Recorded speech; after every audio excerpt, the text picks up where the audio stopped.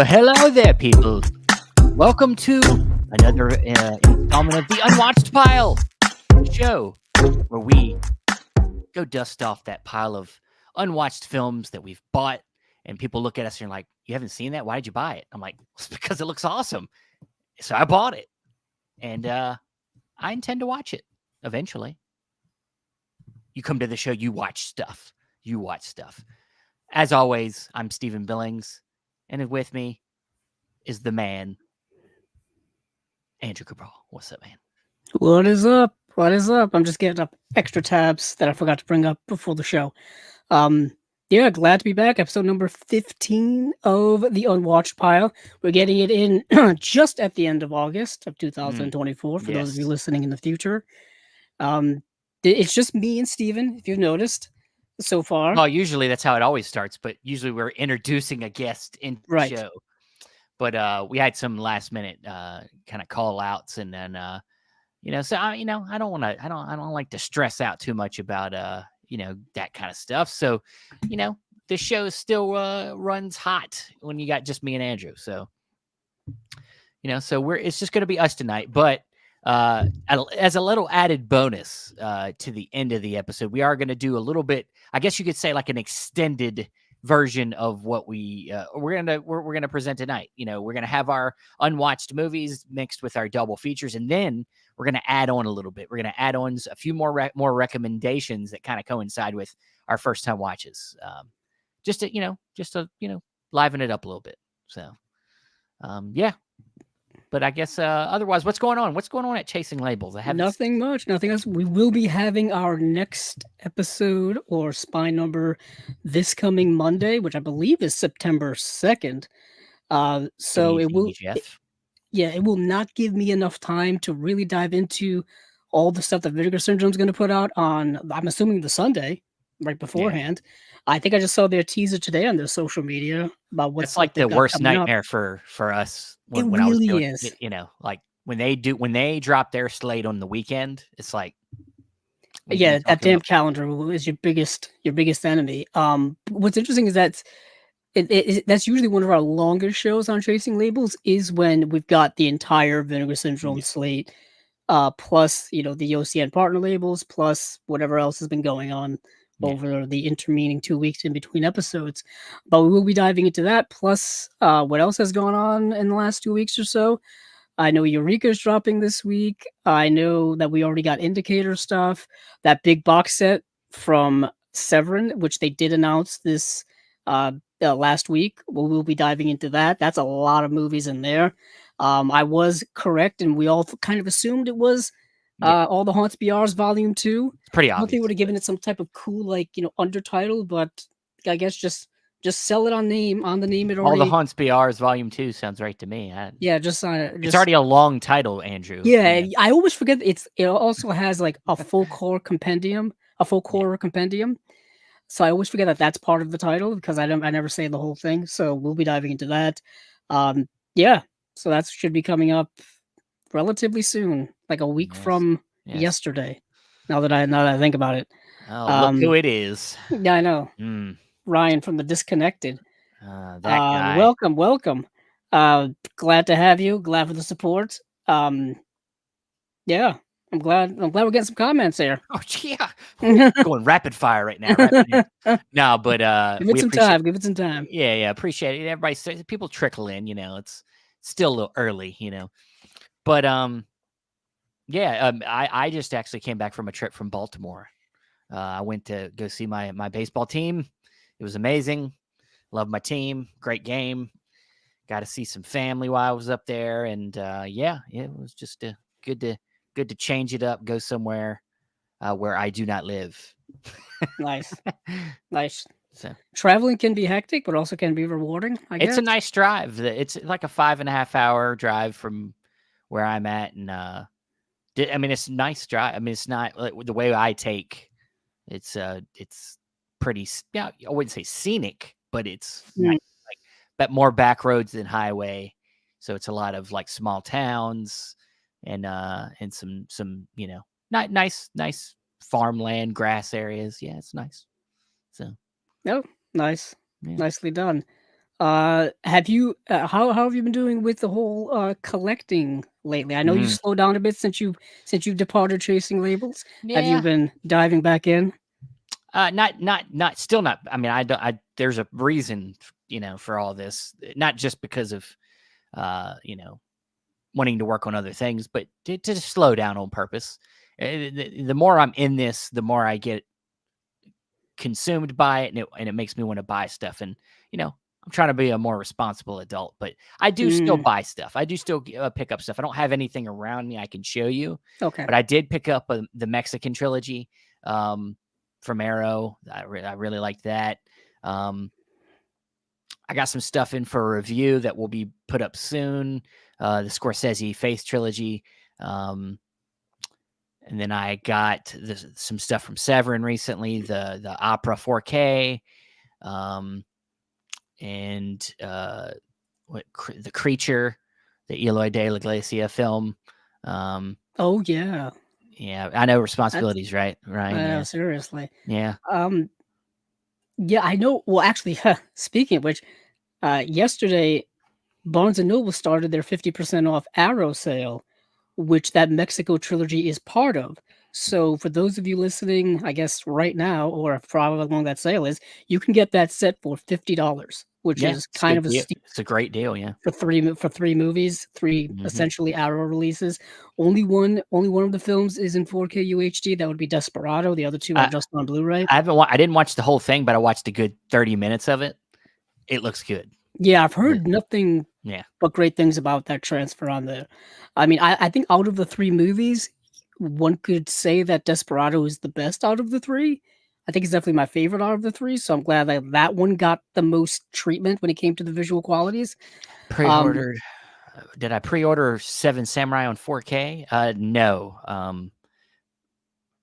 I guess because I like the movie because I have a thing on my wall right now. No, I do want that. That is an all time favorite. Um, it is from Criterion though, so that means I have all the time in the world. Not So only that, it is coming out during the November Barnes& and Noble sale. there you Speaking of go. Barnes& and Noble, There not you to go. plug them too much, but it is coming out just in time for that, coincidentally just in time for the holiday season. I think they timed that Yeah, on purpose. On purpose.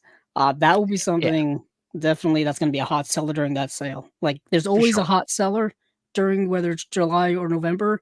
There's that one title that sells out online, sells out in the store.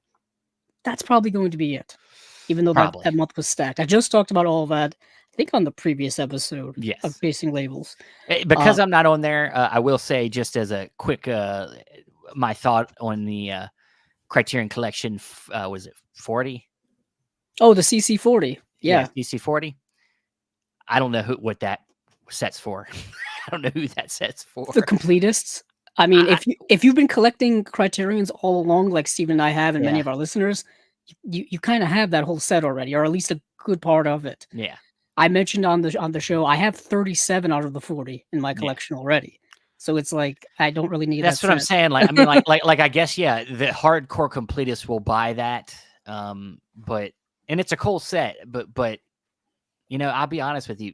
First of all, if you're just talking about a cool box set, Criterion does the worst box sets. Mm, I mean, a set for like the Bergman set, which is pretty awesome. that's what it looks like it's modeled after. Yeah, yeah. And I'm not saying bad box sets as in the idea of them or it's the construction of them. For the most Mm. part, they're the material and the way they construct their box sets physically are typically pretty bad. Like the material and just like they use the sleeve slips ends and they're never really, they don't look like they're for the long term. Well, I Uh, held up during the last episode of Chasing Labels. I held up my Godzilla set, and yeah, I know a lot of people are not big fans of that set. Just its functionality. They yeah, take the discs out and they put them in like a separate case because the glue comes apart and the discs start sliding. I've noticed that with a lot of people's set. I keep mine flat because I'm afraid that gravity is going to push them all out. I don't trust gravity. But I know what you're saying, Stephen. I mean, that set, while well construction, I think the concept of it is cool. yeah. I mean, I I don't mean, I mean, know like if as you need it I mean, necessarily as a collector. it's for no one. Apparently, I agree with Ryan because I mean, like it's like a cool thing to have if you're new to the collection. It's really, I mean, like if you're willing to spend $700 or It's whatever it is expensive too. at the Yeah, Barnes and Noble sale, maybe you spend $400 on it, and you're like, I need a starter pack. Well, this is perfect. But most people that are starting something don't want to lay down $400 at the beginning of it. I did Um, mention that it was so missing a couple of ones I thought would be in that set. Like, I don't think it has the Roberto Rossellini War trilogy, which has, yeah, like, Rome Open City and then Germany Year sure. Zero. It's missing a couple of, like, if I what I think are essentials, you know Well, what I mean? Not they can everybody only thinks are they got to essentials, hit you that know? 40 number. If that was 40 number was a hard 40, then they could only do so many. Well, So because it's the 40th anniversary, you know what I'm there saying? you go. Yeah. I I guess mean, that's there's I no, didn't think about that at apparently the there's no time. Lynch, no Anderson. So I mean, that's Which is odd because they have so much you would Anderson think, now or and you would so think much Lynch. at least Eraserhead would be in there. And even Wes Anderson, like Bottle Rocket, which was his first release. You know how they love Yeah. first releases for certain directors. Um, yeah, that's interesting. That's an interesting box set that I don't know. I'm curious when people get it how it looks, to be honest, but I don't know Yeah. who would necessarily want it. There was wasn't it new ownership that came into Criterion not that long ago. So maybe this was one of their first moves because, and so I don't know. I don't know, but all right. Well, I just wanted to throw a little bit in there because I'm not on chasing labels routinely, so I don't ever get to say anything about anything. Mm. Um, but all right. So we are going to get into this week's Unwatched Pile, and so yeah, usually I would advertise what our first time watches are, but I haven't been doing that lately because I've been lazy. So now you're going to find out what our first time watches are. Do you want to go first? You want me to go I'll first? go first. Why not? I Okay. feel All like right. talking. All right. Um, so my first time watch is something that I've been wanting to watch over a decade easily ever since I heard about it. So probably forever ago. 15, just as 15 years, because that seems like a good number. Anywho, it's Michael Cimino's Heaven's Mm. Gate. This Ah. is a monumental film. I think people know about it more for its reputation than perhaps actually seeing it, because the film is so gigantic, literally, in the fact that it's 216 minutes long, but also the fact that it kind of languished in like a distribution nightmare for many years. It was initially uh it initially I think came out very briefly in the movie theaters back in like 1981 in a super cut down version. I said this movie's over 3 Yeah. hours long.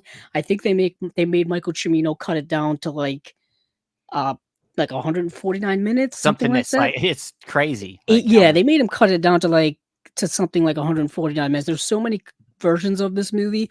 Um, yeah, the initial, yeah, the director's edit, second edit was 149 minutes. And the movie's work print was 325 minutes, which is wow. Imagine that. But the definitive director's cut that was done by Michael Cimino in 2012 is this here. So Yeah, this is the way he wants the movie to be and the movie to look, and yeah, the edit that he wants is in this collection. You know, he was around at the time that this came out, which I think was around that time. If I can look at the copyright here on the back, yeah, 2012. So it was around the time where he was, of course, still with us. I believe he passed away in 2016. But this movie was kind of the movie that not only not ended his career, but handicapped it for quite a while. You know what I mean? Kind of diminished it for quite a while, because it was a humongously over budget, shot for a very long time. It's the movie plus a few other films that is credited for the end of the new Hollywood era of like the late 60s and 70s, where you had like Spielberg and Scorsese and William Friedkin and Peter Bogdanovich and Coppola and George Lucas. It kind of ended that era of filmmakers where the studios just let them do whatever they want. It got to the point where we can't keep letting them do what they want because you get Heaven's Gate, which is absurdly long and unmarketable and just a tour de force of a movie. So this film stars people you will recognize: Chris Christopherson, Christopher Walken, a bunch of other people in here that actually, let me get the cast up. Like Isabelle Huppert, Sam Waterston, John Hurt, Brad Dourif, Jeff Bridges is in the movie. A very young Mickey Rourke is in the film as well. Um, Terry O'Quinn is in this film as well. in a couple of scenes. So you just randomly see people that you may recognize pop up in this super long movie, and it is a western. It's a political film. It takes place, I believe, around 1890 or so, and it takes place in Wyoming. And Chris Christopherson, I believe, is a sheriff or he's a marshal. He's some authority, and he goes out he gets like stationed out there. He goes out there, and there's a lot of lawlessness happening. There's basically people. Like wealthy business owners who own land, and then there's a influx of immigrants and immigration that's coming to that area. People wanting to start their own farms, start their own farmland, and there's a lot of conflict between the two. A lot of political allegories in here about like oppression and class warfare and the hierarchy of society and things like that. And it becomes a very bloody, violent conflict, like literally. There's a lot of battles that happen in this movie on a literal front. And meanwhile, you're following this Chris Christopherson character and Christopher Walken and Isabelle Huppert have this kind of love triangle in the middle of it all. Isabelle Huppert plays, she's the leader of the local, how would you say it, Stephen? Brothel, I guess. Saloon, Yeah, saloon. she's the kind of the leader of like the local brothel, and she herself is also an immigrant as well.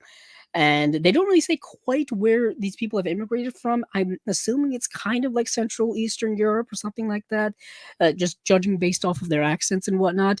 But either way, they're trying to kind of, you know, make a life for their families, get into farming, get into making money, sustaining their lives basically. And you've got this overbearing kind of rich social class that is prejudiced against them, that hates them, that doesn't want them near their land, doesn't want them on their land. There's of course border conflicts of like whose land is this, whose land is that, people trespassing, all this kind of stuff. And this is a long film that you need to be very patient with. Like I said, it's about 300 about no, it's about 3 hours and 18 minutes long, 17 minutes long. No, that's Very nothing. long movie, Nothing. very epic, sweeping, if you will. Um, but it's not an epic in the sense like it's not a sword and sandals epic where you're getting action beats and you're getting things to move the plot along. You're getting a lot of smaller things happening, a lot of one-on-one conversations, a lot of plotting when it comes to politics and backstabbing and scheming and all those things and whatnot.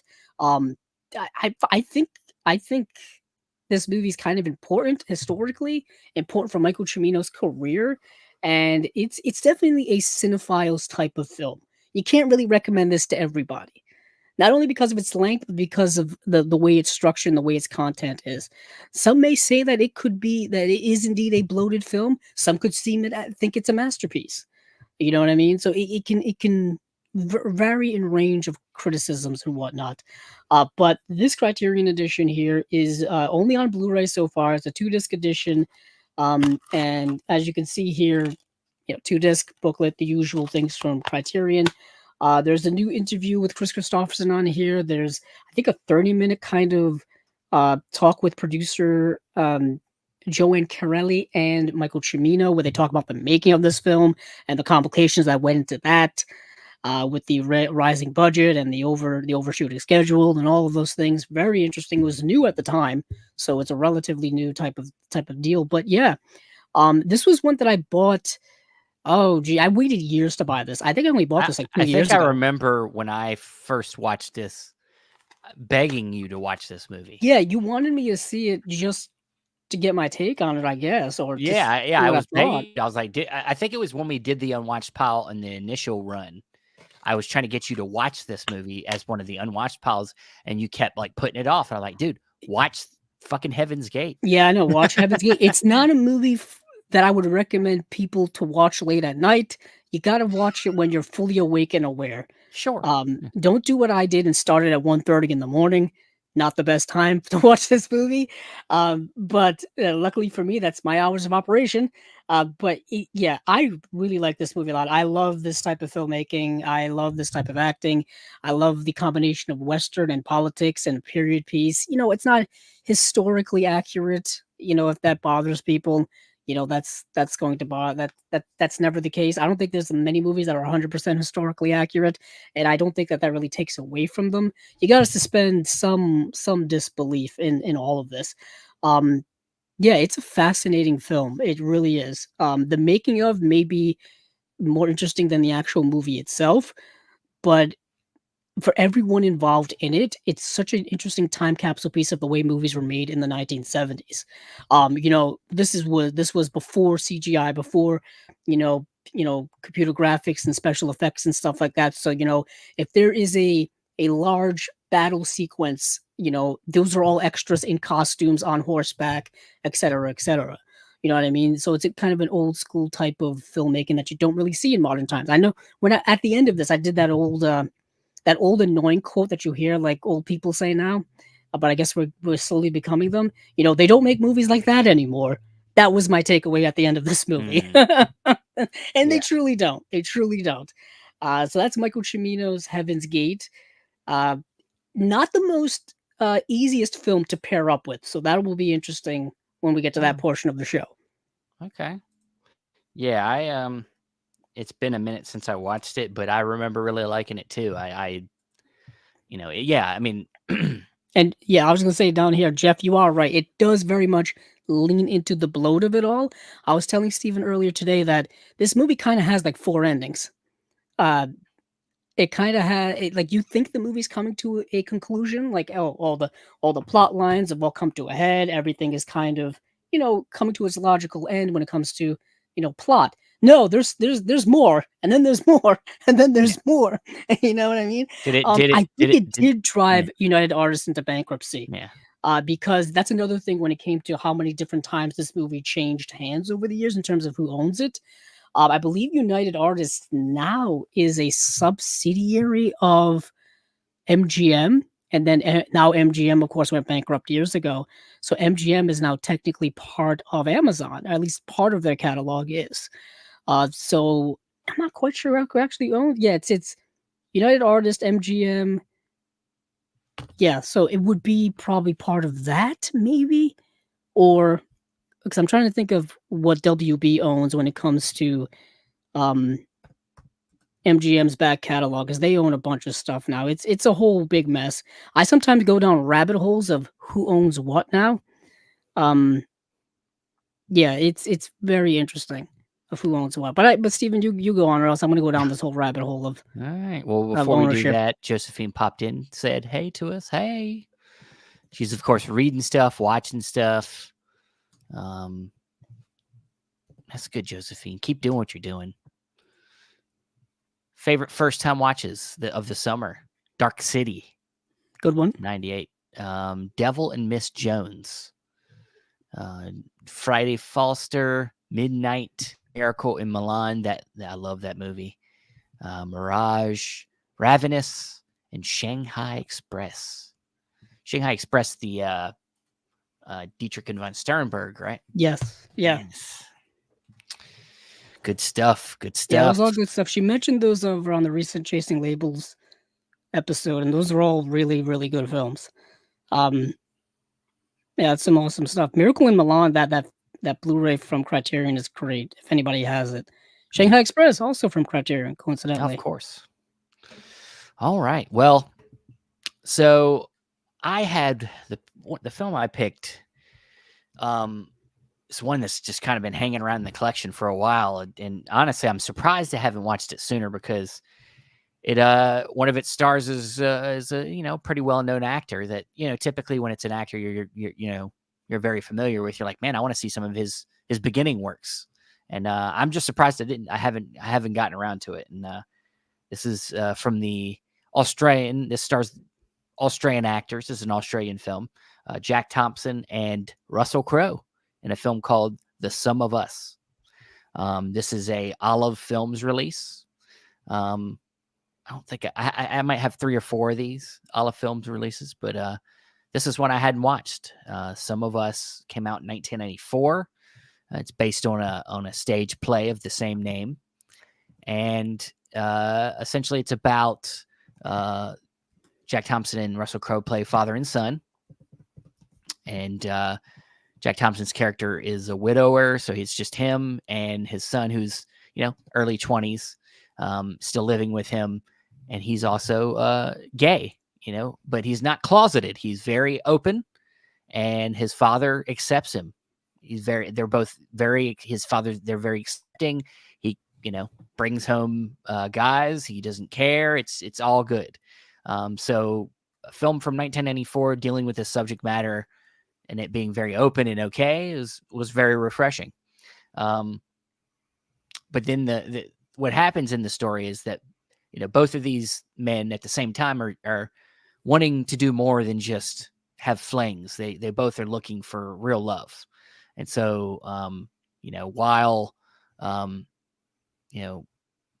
Jack Thompson's character's son is kind of falling for this particular boy. He sees the angst in his younger son.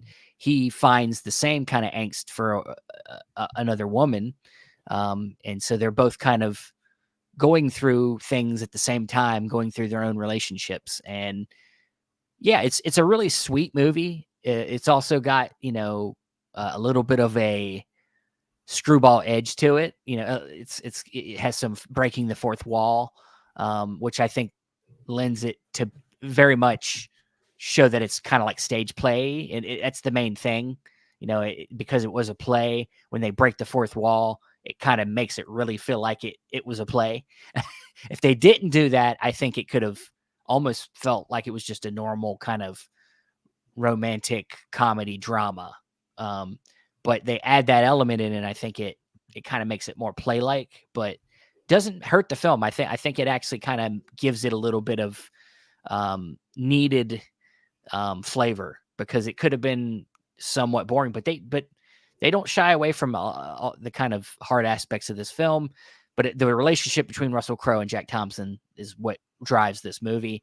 They're really good. They have really good chemistry together, and just seeing this type of relationship happen on screen, and where it goes, I think is really nice, and really pulls at the heartstrings. I really liked it. Ever heard of this one, Andrew? I have not actually. Is it an early Russell Crowe film? In 1994. So this was before, gee. as Jeff says, I'm guessing pre LA Confidential. Yes. So just before LA Confidential, which was 1997.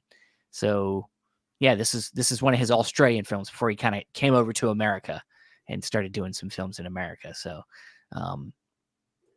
he's really good in this. Really good. It's not that I had any real preconceived notions about Russell Crowe, but to see him usually play very manly roles, masculine roles, and then kind of do this, where he's not that he's not masculine in this film, but like he does scenes of he kisses men in the film. He goes for it in this film. Really goes for it. It's really good. He's really good in the film. It all feels really sincere and very, like he really cared about what he was doing in this film. And yeah, it's a nice movie. It's not like the best. There's other films of this ilk that I would say are better, and it doesn't go super deep, I don't think, with its themes, but I just found that the characters were charming, and where it kind of ends up is kind of charming, and yeah, it's a solid movie. Now, yeah. How many years ago did you buy it? Did you add this to your collection? Dude, I've had this. I think I've had this in my collection for like maybe at least 5 years. Oh, so it's been sitting on the unwatched pile for a while. Yeah, it's dusty. It was dusty. I was looking because the earliest movie I remember that I've seen from Russell Crowe is Romper Stomper from 1992. Yeah. So that movie would be after. I was that. gonna say, just think Romper Stomper, and then he goes in and basically does this movie. It's like, which is fascinating. It shows his range, because if you know, in Romper Stomper, he basically plays like the most evil person imaginable. You know what I mean? Which has a great release on 88 Films. That's who put that out. Yes, it does have that Blu-ray release from a couple of years back. Yeah, I think I ended up watching that on YouTube years ago. I think someone had uploaded it to YouTube, but this is going back 8 years ago or so. I don't know, it's going back forever. But it's interesting, just the spectrum of Russell Crowe. I think now we kind of lose a little bit of the fact that this guy is a really good actor. Oh I yeah, mean, I think, now we see him doing like the Pope's Exorcist, or we see him doing The Exorcism, and then it's yeah. kind of a little bit of a joke in terms of like, oh, it's Russell Crowe playing the same part twice. He's a superhero, Yeah. But once upon a time he was like a thespian, like he was a Well, serious actor I think trying to do stuff. obviously, like, we don't see, I mean, like, I listened to a whole interview with him. He was on, Joe Rogan. So I listened Mm. to a whole interview with him, but he kinda talks slightly about, like, recent times where he's, we've seen him. I mean, he's put on some weight, Well, he's he's much older now than he is, of course, in his older. gladiator days. Yeah, but even being, like, in super great shape, he's obviously put on some weight, but he's talked about how in recent years he's been, like, changing things up, and it's not, it wasn't for anything. It was just, life gets in the way and things change, and, Life goes his on, things evolve, situations change, so our he bodies change, I our don't habits change. I don't know if maybe, like, the industry, I've heard rumbles that he's maybe a little difficult to work with, maybe. Well, Uh, yeah, he was a bit of a rough person to work with back in the day.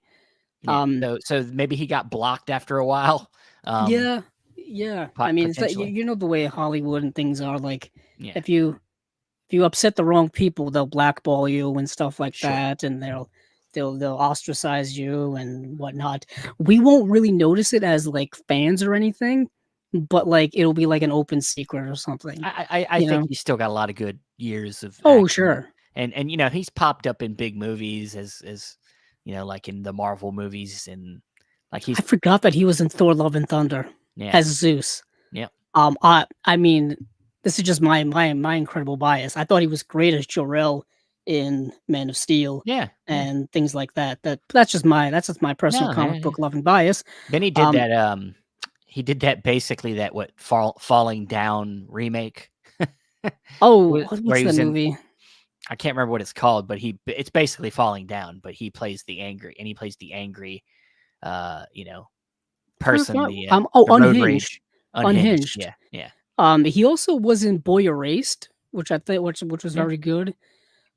He was also recently he's in this movie called Land of Bad, which is this kind of action film on Netflix right now.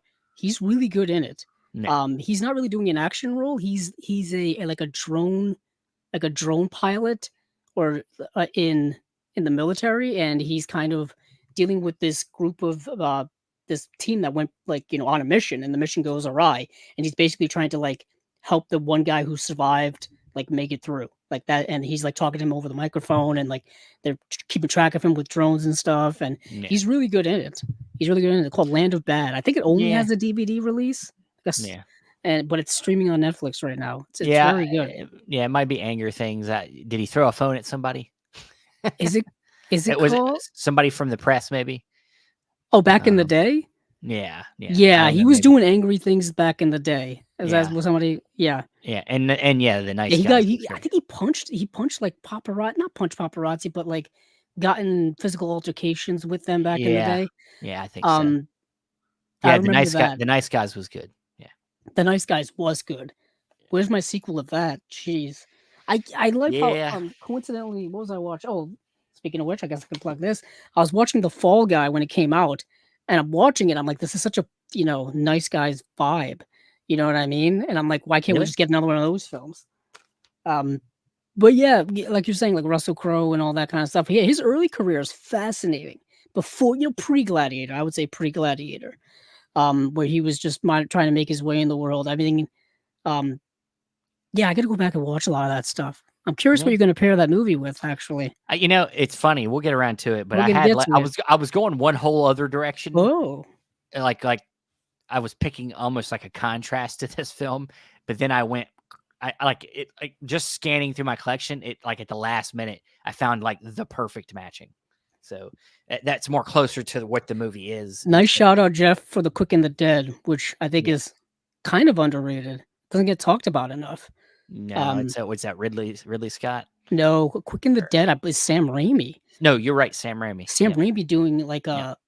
like a neo Yeah, western. no, Talk about a DiCaprio. cast. Yeah, DiCaprio's in Yeah, there's a there. Yeah, 4K of that came out like early on in the format, and I've been yeah. wanting to snag it for years because I don't own that movie a lot. I don't own a lot of '90s Raimi, which like I still don't Like own Rockman. I still don't own Quick and the Dead. the was it the Perfect Game? I have The Perfect Game. Yeah, I got that. nice. Kevin Costner Yeah, baseball movie. that's an The other Kevin Costner baseball movie. That's not underrated Bull Durham. baseball movie. That's not Bull Durham. Um, yeah, what an interesting like post Evil Dead Sam Raimi lineup. Now that I think about it, I love Yeah, how he goes to doing those movies in the '90s to Spider Man. Like what a career! then What a career! Eyes Great and the Powerful. Oh yeah, we all get to that afterwards. Oh, I mean, like he went through his what I would call the Tim Burton phase, for him eventually. You know, like because Tim Burton went through the I'll do all that, you know, expensive Disney movies, and then now it looks. I'm hoping that Beetlejuice looks good. Mm. I already got my tickets.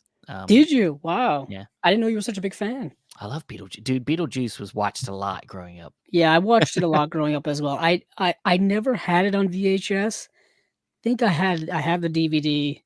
Yeah, Or maybe I didn't have the DVD. I think I went straight for the Blu-ray. And that was the first time I owned it. And then the 4K I have now, which looks very good. yeah. Um, that that movie's been in development for like I think since the first one came out. It's been in development for like 30 They've been years. talking about it for a long time, For a long time. I'm Still glad to see remember it finally. Yeah. I still remember Beetlejuice Goes Hawaiian. That was gonna be the sequel. And it never happened. I'm glad it didn't. All right, so let's move on. Let's get your pairing, man. Let's get Let's what get my we're parents. pairing Go. with Michael. Michael Cimino's Michael Heaven's Gate. Cimino's Heaven's Gate. What are you pairing with that thing? It was not the easiest thing to pair with, like I said, because of its length, because of its complexities, because it's such a unique movie from the wild production, from the end product that we got, this kind of epic drama, western political film. I had to lean towards a little bit on the political side, and of course, when I think politics now, I'm thinking John Sayles, I'm thinking Mate One, I'm thinking Mate Yeah, One. So that's what I nice. picked. I rewatched it last night because it's been about 4.5 years since I've seen this.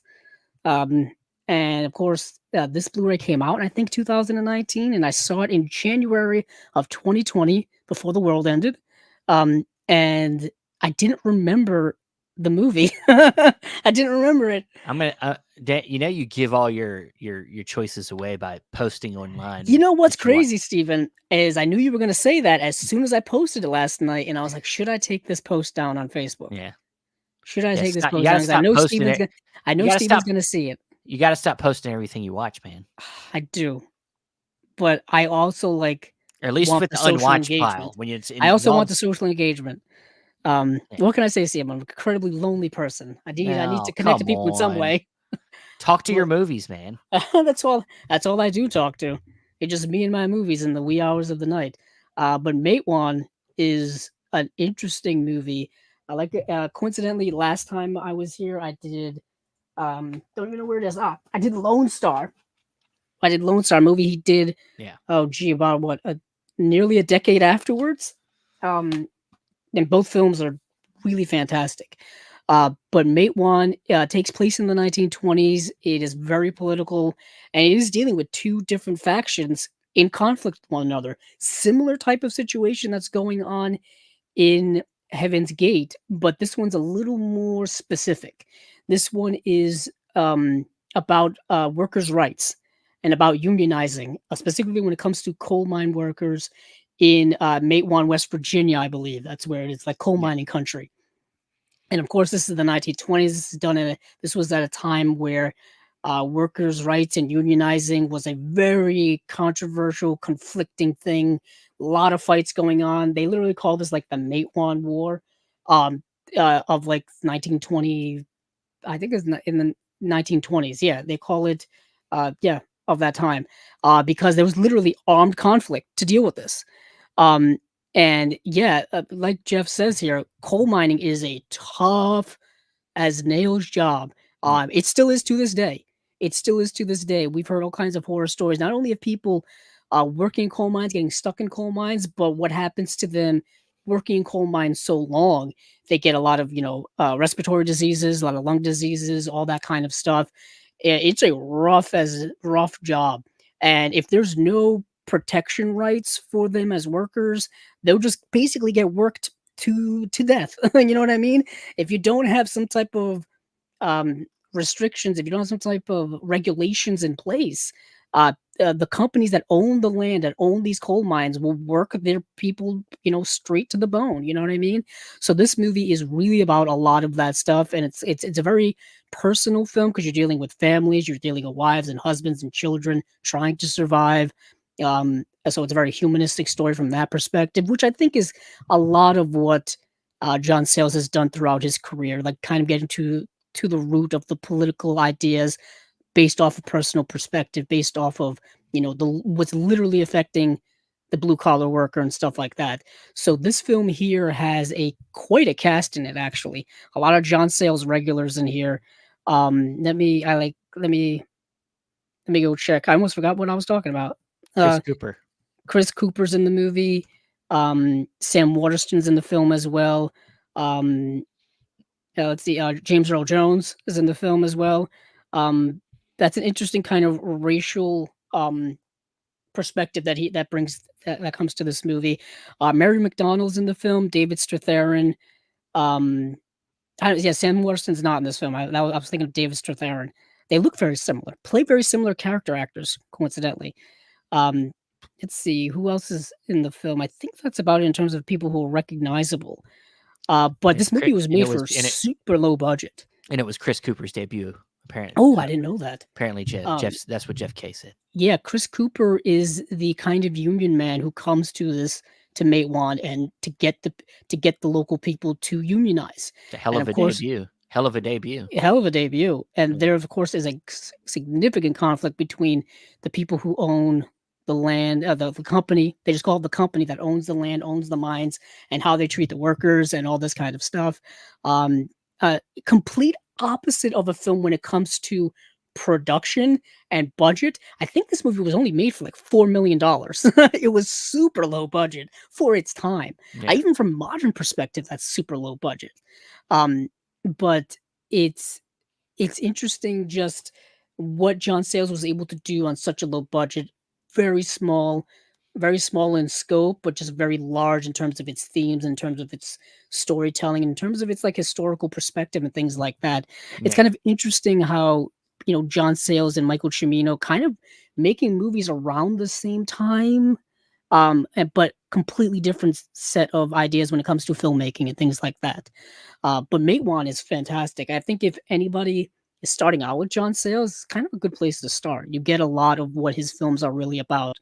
Um, so yeah, I chose Matewan, which is Nice. really great. It's a great edition as well. Yes. Yeah, just a single edition, and it's got an audio commentary with John Sayles and stuff like that.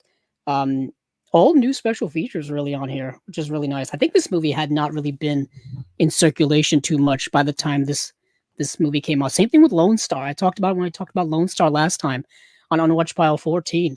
That movie had been just on DVD for many, many years and what did Mhm. not have an HD release or anything deluxe in any way. So that was nice to get both of these movies within 5 years of each other. Within 5 years. Yeah. Next up, Brother from Another Planet. That's gonna be the next one, Criterion. Make it happen. All right. You heard it here first. Yeah, you heard it here first. It's gonna happen now. It's out in the ether. Um. So yeah, I mean, yeah, John Sayles. I think everybody keeps asking for more and more John Sayles every time a new one of his films gets put out on Blu-ray. Everybody wants the next one. So, but all right. So, all right. So yeah, like I said, I was going in a harder. I was going in a hard. I actually kind of had a hard time with this one too because I mean it's a genre. Kind of the father son kind of feel good movie is not a genre that doesn't have a lot of films, but and it isn't necessarily, of course, my companion doesn't have to be exactly that. It didn't have to be a father son. It could be father daughter. It could be if there's a Eh, relationship between yeah, a, any parental child yeah, relationship, one that's even maybe not surrogate. Yeah. sure, and maybe if it hits, I'm looking for some of them themes to kind of match up. That's what, but initially I was kind of, it was kind of contrasty, but then I found the right movie scanning through my collection.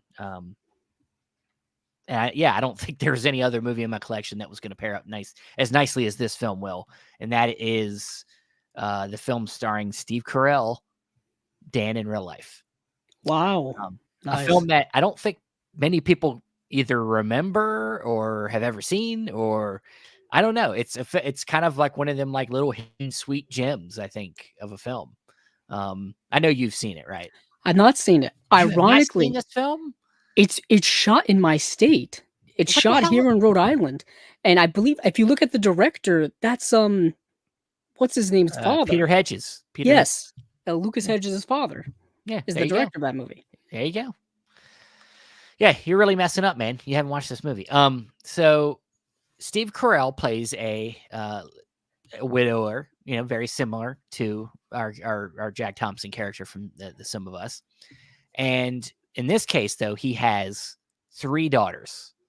One of them's like high school, learning to drive. The second one's a little young, maybe a little younger than that. And the third one's, maybe 3 or 4 years younger than that. So he's got 3 daughters, all, kind of growing in different ways. And he's a writer. He writes like an advice column.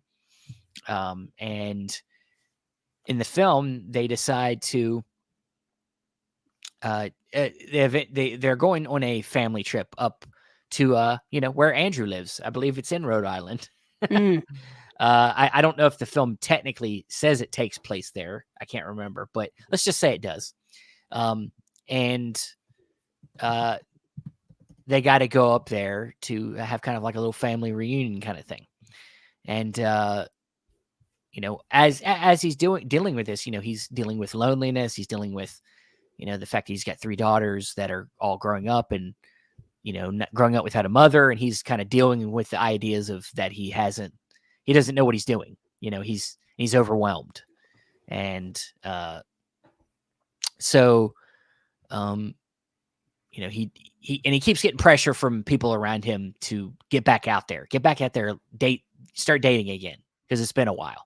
So but they take this trip up, and when he gets there, he has a brother played by Dan Cook when Dan Cook was acting. And he has a new girlfriend. In the film, Dan Cook's character's looked at to be like a kind of a ladies' man. He like is always got new girlfriends, blah, blah, blah. So, but the girlfriend hadn't showed up yet. But then there's a moment while they're there that Steve Carell goes out to get the newspaper. It's kind of a thing. The family plays this like game together with the newspaper, crossword puzzle, whatever. When he's out there, he goes to the bookstore and he runs into a lady played by, I'm going to get her name, Juliette Binoche. And he meets her in the bookstore and he kind of flirts with her and they kind of have a thing and they hang out and they talk. And when they're done, they kind of decide they'll go their separate ways. But what ends up happening is that she is the one dating his brother. So then it becomes a whole weekend of their kind of secret back and forth, trying to act like that they don't like each other, but realizing that there's something there. And along the way, Steve Carell keeps kind of going through the motions with his daughters. His middle child is very expressive. She's in love with this boy. He keeps saying, you don't know what love is. You're just, 15, 6, whatever. And so he keeps, dealing with his own issues of love while his daughter really knows what she wants. And even though she's young, so it's dealing with a lot of the same themes, but in this case, there's some more confliction between the parent and the child, but there's still that thing there of like they're both looking for love, and love can make them whole. They're looking for the right love, and I just think that just pairs it really nicely, and I think Dan in Real Life is just kind of a movie I just love to shout to the rooftops for people to, if they haven't seen it, because it's a really sweet film. Steve Carell, of course, is always very likable actor. Juliette Binoche is, of course, one of our great actresses, of our time. And this is a very kind of nuanced small role for her, but she's really good, quirky, and funny in it. And then Dane Cook's even good in it, and it's a whole cast of just likable people and awkward moments and just hilarious moments, and it's just a great romantic comedy. Family. It's not even a dirty movie. It's rated PG-13. It's PG-13, but it's a soft PG-13. So, yeah, you need to watch this. I do. You know what's crazy? I've been wanting to get that for years, and I completely forgot about it until you just mentioned it. It came out in 2007, so it was in those subsequent years where Steve Carell was, of course, on The Office at the time. Sure. But it was after he kind of really exploded on the scene with 40-Year-Old Virgin, which I think was 2004, 2005, three or four. Let me look. But it was during basically the rise of Steve Carell years, which was his time on The Office. And 40-Year-Old Virgin was 05, so it was subsequent that time. And of course, I think Steve Carell now has done more serious stuff. Sure, I think he's tried to get away a little way from the goofiness, and he was in Last Flag Flying, which I think is an underrated movie. He was in Beautiful Boy, which is a really heavy movie. He had a small role in Vice as Donald Rumsfeld. He of course was on the morning show, that show that's on Apple TV Plus, playing probably the most scumbaggiest character he's ever played in recent time. He had a little role in Asteroid City, the Wes Anderson movie. But I'm trying to think of what he was doing back during that time. So like Dan in Real Life. Oh yeah, Evan Almighty. Yeah. Remember that? He did a voice in Horton Hears the Who. He was doing Date Night, and then he did Despicable Me, and then onward and onward. But yeah, I've always been a Steve Carell guy. That movie, is shot in Rhode Island. It was actually there's actually one scene shot at a bakery that's like 5 minutes from my house.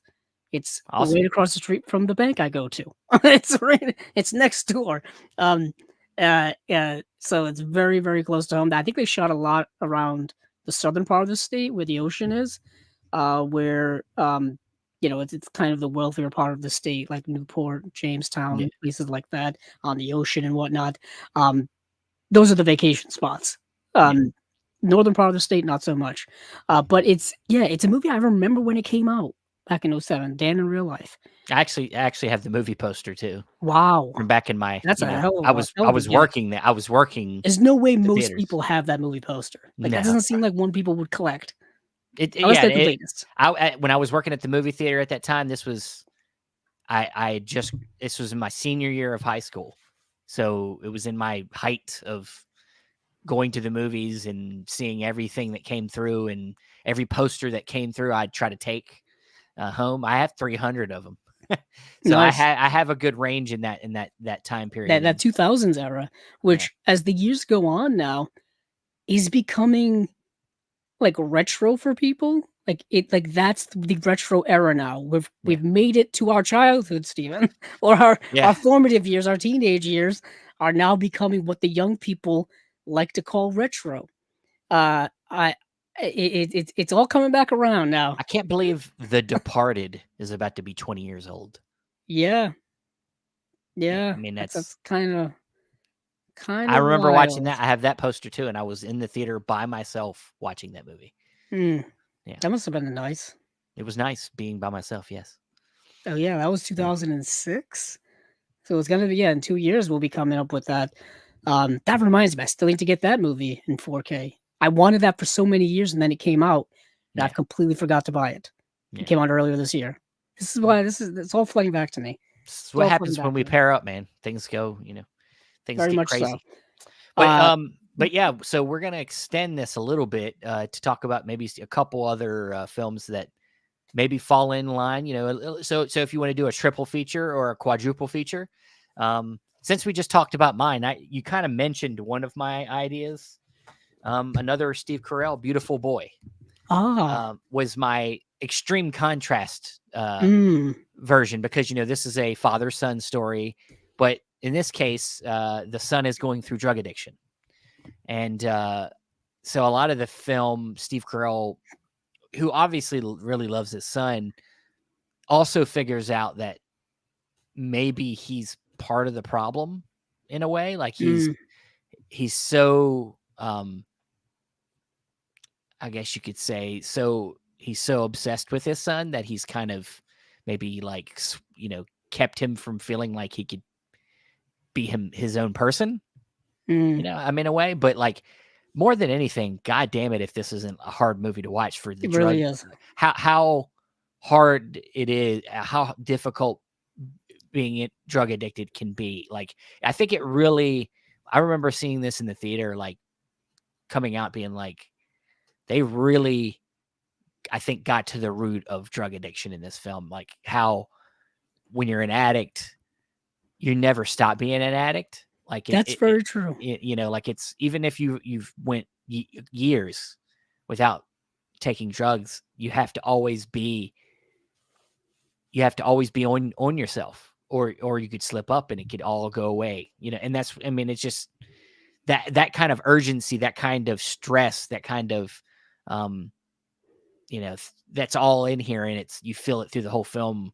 But you also, so it's a tragedy. The film's tragic, but it's also the relationship, I think, is the beautiful part of it. Like it's a tragic thing, but it's also like you're seeing the love that he has for his son, and the length, how far he'll go. Like and yeah, it's really kind of another movie that I think just has gotten forgotten about. Is this film? Yeah, So it's interesting that it's gotten forgot about since it stars Timothy Chalamet yeah, exactly, as the son who is dealing with the addiction problems, and he's like a superstar dude. now. You could argue that this is one of his best performances in this movie. Yeah, And it's I before would he say did. so. Yeah, like before he did. Something. Any of the Dune movies before he Well, did what's the one he did? he was in, Little Women. Yeah, but that was a small part. What's the one he did? The Guadagnino film. Oh, Um, um, oh my goodness, I have it over here too. Call Me by Your Call Me Name. by Your Name. Yeah, it's even before. I believe it's before that too, which was It kind of is. his big, you could say, art housey type of movie, like the big Oscar-y type movie that he was in. That kind of broke him through. So I personally think this might be between this and probably like Call Me by Your Name. These are my two favorite Yeah. performances. Have you ever seen Bones and All? The other It's Luca one. It's Guadagnino film? I've heard of that one, but I still haven't gotten a chance to see Yeah, I it yet. still need to get it, but I think it kind of, like, came and went. Yeah, Some people picked up on it, like, got some traction online, but I feel like it's another one where he was very good in it. yeah. Is it? Interesting love story going on there. Yeah, It's like it's like a horror romance, weird love story. I yeah. don't wanna give it away. Uh, Um, but but I yeah. had I got a couple other ones. Okay. Also, Hearts Beat Loud. Oh, what a movie. Yeah. This one's a. Underrated as all heck. Oh hell yeah, yeah. This one put out by It's like Sunpowder and Gunpowder and Sky. Sky. Yeah. Yeah, Gunpowder. I said Sunpowder. Gunpowder and Sky. Got Kelsey Clemens. Is it Kelsey Clemens? Is that her name? It is. Yeah, Kelsey Clemens and Parts and Rec guy. Nick Offerman. Nick Offerman. And he's owns a music store. Is loves. He's a musician. His daughter kind of follows in his footsteps, but she's trying to get her own identity.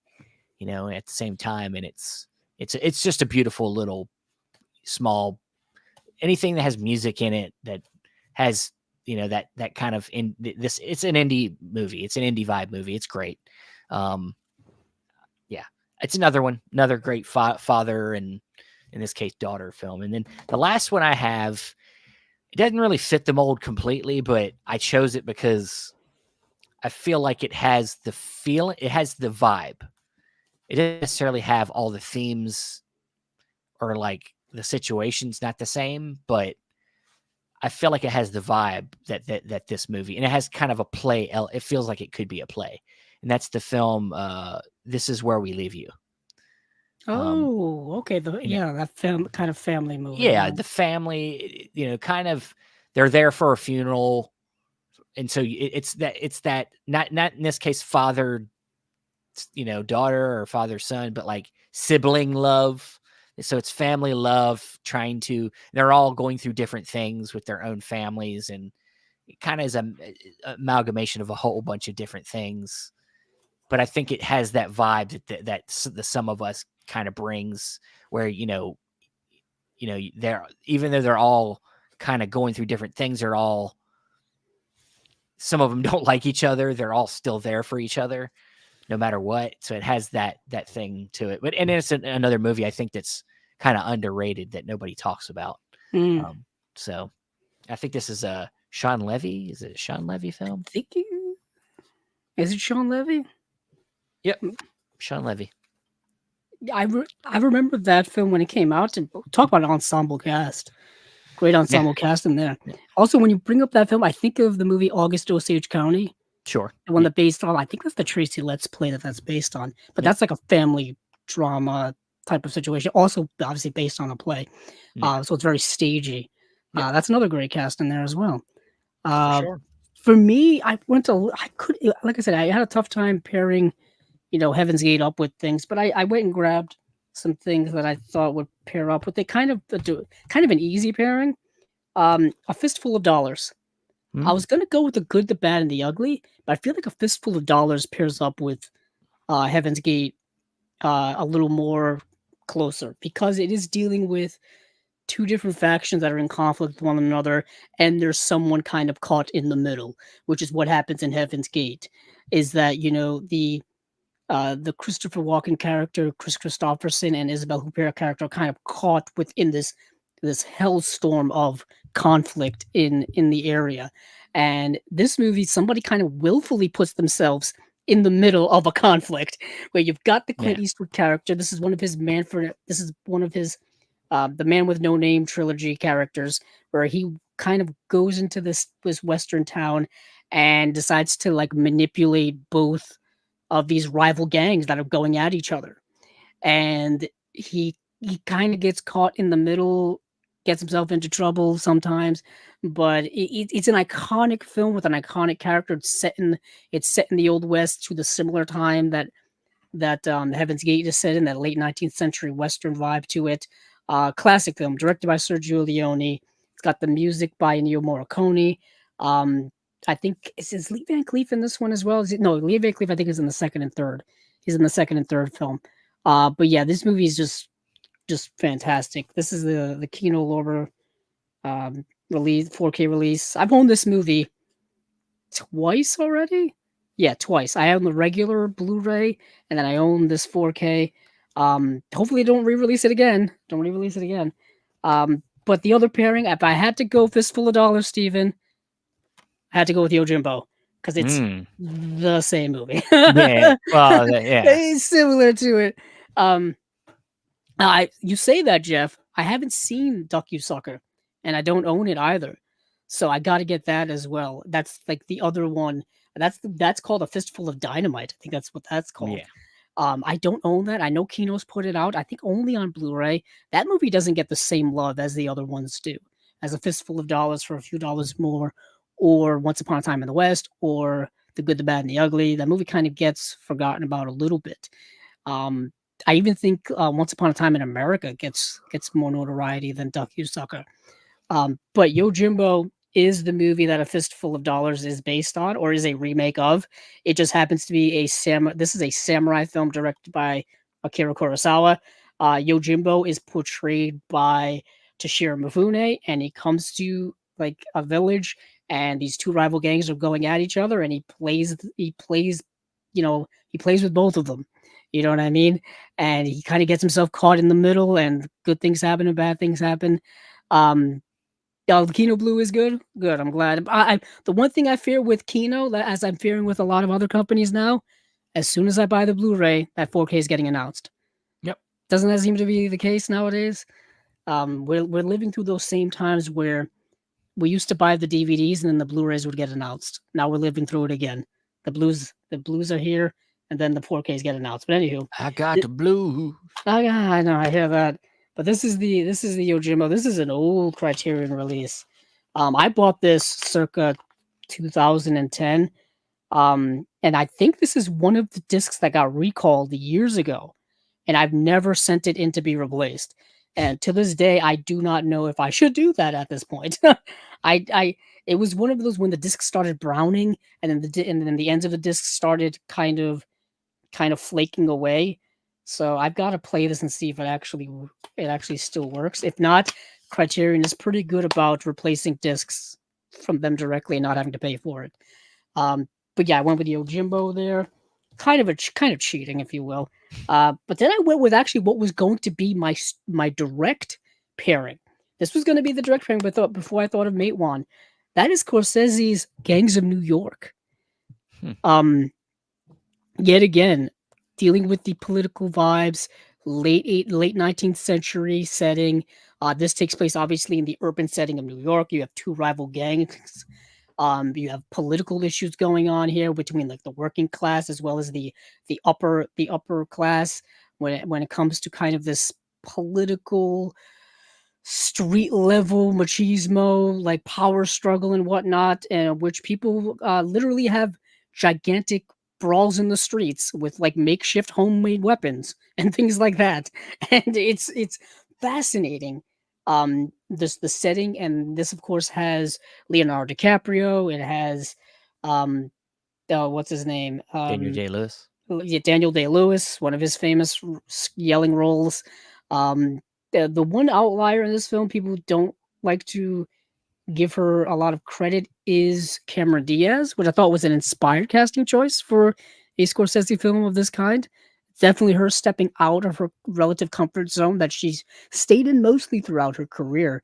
But I always thought this was a really good Scorsese film. I think it gets lost in a lot of the late, I would say more like early 2000s filmography. Obviously, this came out. I mean, you just mentioned The Departed. I'm pretty sure this came out several years before The Departed. So The Departed kind of steals a lot of its thunder. It's also sandwiched in between Bringing Out the Dead, which is finally getting a 4K UHD release next month. Steven, you got that pre-ordered? No. Oh, okay. I thought you were gonna. I thought it was gonna be a swinging yes from you since Nicolas Cage is in it. But No, I did this. No, I'm just kidding. I do it. Yeah, it's coming. okay, okay. So yeah, Gangs of New York is sandwiched in between Bringing Out the Dead and The Aviator. My bad. And The Aviator. Definitely The Aviator and The Departed get more 2000 Scorsese love than this film. Yeah. I even think Shutter Island gets more talked about than this movie when it comes to Scorsese's 2000s filmography. But this is a heavy hitting movie. I haven't revisited it in many years myself, so I'm kind of talking, you know, kind of a hypocrite here. But still, I've always kind of liked this movie. I created my own DVD and Blu-ray combo pack of this movie many years ago. So I replaced the case for a 3-disc case and put my 2-disc DVD and my Blu-ray into one. So I forgot I did that many years ago. That's what I used to do back in the day, just to like save space when I was running out. I was like, how can I make my DVDs and Blu-rays become one and not have to get rid of one of them? So that's what I ended up doing back in the day. So I went with Gangs of New York for another pairing there. So that's about all I could think of at the time. It's tough. Yeah. I Yeah. gotta say, we get, I purposely wait to the last minute to watch my first time watch. So we didn't have a lot of time to sift through my collection to find more to talk about, but I'm sure there's more in there that would have paired with mine, and I'm sure the same with yours. But looking through 3,000 plus movies takes a while. It does take a little while, and because you want to go with the easiest ones first. Sure. And that's kind of what I did. I was like, what can I pinpoint that's a part of this movie that is also a part of other movies? That's kind of where my brain goes. Yeah. And then you can kind of branch out from there. But I just had to be lazy and just kind of stick with that whole rival groups thing and fighting each other, which I guess is you can make that a part of any movie, really. Certain things like that. What's the comment you got here? Barry the Tick said, I guess the Kurosawa Criterion titles would eventually be released in a 4K box set. Expensive, I'm sure. I don't know. I know Dan very much thinks that a Kurosawa box set's got to happen at some point, right? Well, if Seven Samurai just got a solo release, I would assume we're gonna get other solo releases from Criterion. Like Rashomon would Sure. probably be next. I would have to think so. I would High and Low. I would have to think so. Let me tell you this. I don't know if a huge 4K box set's ever going to happen. I mean, like, I mean, but it's happened from other places. It's happened. other places. Yeah. But if you're talking about like 25 square, whatever, it used to be what 25 that DVD box set, right? Mm. So you're not going to get 25 4Ks in a box set. That's You could probably not. do it. It's going to be expensive. Like It's gonna be that CC40 box set that we were talking about. I think those are only Blu-rays. they're all only Blu-rays, and that's what I'm saying. And that's like, at several $100s. So yeah, basically double that if you were going to do a 40 like 4K yeah, box set. exactly. I mean, I don't know a lot of people going to be dropping that Yeah, much on that one they set. they know Kurosawa's a very popular buy for them, so splitting them up into singles, they probably make more money. There are some of his stuff you could probably put in a box set Sure, together. you could. Some of his earlier work, perhaps. I mean, they did it already on DVD. Yeah. There are two Eclipse sets. There's a post-war Kurosawa Eclipse set, and then I think there's a box set of an Eclipse set of his first films. It's like early Kurosawa or something like that. I don't think it's early Kurosawa. I think it's like first films of Kurosawa or something. Because there was an early Bergman set, and they didn't put those on Blu-ray until they put them in the Bergman set for the Eclipse set. So something like that. I'm still waiting for The Bad Sleep Well, which is only on DVD, and it's a Kuro Kurosawa film, and we don't have a Blu-ray yet. So, like that, I want them to make that Yeah, upgrade. there's still some DVD. There's still some DVDs we need. like Redbeard and stuff like that's all Yeah, still DVD. like Stray Dog, I think Yeah. is only on DVD. Yeah, for years. What's the I mean, Throne of Blood was only on DVD for a while, and that came out on Blu-ray. Yeah. What's the one with that Star Wars was based on? Oh man, we forgot. It's Hidden Fortress. Hidden Fortress. That's what it was. Yes, like that. Getting that on Blu-ray was a big thing. Like those movies could get the 4K treatment. Throne of Blood would look stunning in 4K. We've already got Ran. If they can reacquire the rights to Ran and put that back out, that would be awesome. I know Studio Canal has already put out a 4K of that, but we just saw that that stuff that's been come out overseas.